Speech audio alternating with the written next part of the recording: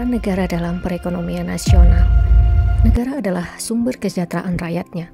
Namun persoalannya adalah bagaimana memformulasikan peran negara secara tepat. Dalam tatanan ekonomi dunia dikenal dua kutub sistem ekonomi, baik dari segi pemikiran maupun aplikasinya yang dikenal dengan sistem pemikiran ekonomi komando atau command economy system dan sistem ekonomi pasar bebas atau free market economy system. Dalam konteks Indonesia, sistem ekonomi Indonesia bukan sistem kapitalisme ataupun sosialisme. Lalu, bagaimana acuan dasar kita melihat kecenderungan sistem ekonomi Indonesia?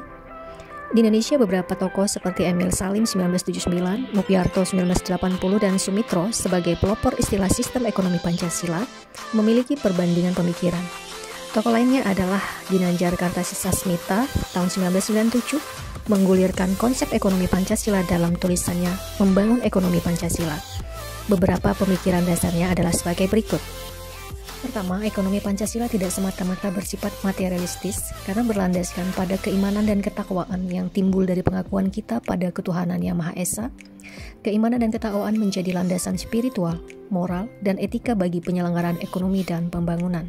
Kedua, ekonomi Pancasila dengan nilai kemanusiaan yang adil dan beradab, menghormati martabat kemanusiaan serta hak dan kewajiban asasi manusia dalam kehidupan ekonomi.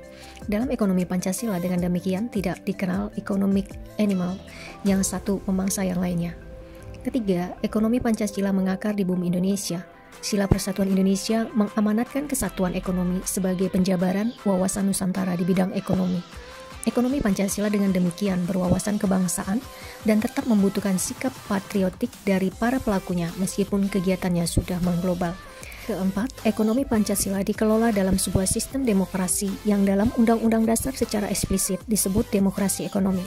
Kelima, nilai-nilai dasar kelima menunjukkan betapa seluruh upaya pembangunan kita, seluruh upaya untuk mengembangkan pertumbuhan ekonomi dikaitkan dengan pemerataan pembangunan dan hasil-hasilnya menuju kepada terciptanya kemakmuran yang berkeadilan bagi seluruh rakyat Indonesia dalam sistem ekonomi yang disusun sebagai usaha bersama berdasarkan atas asas kekeluargaan.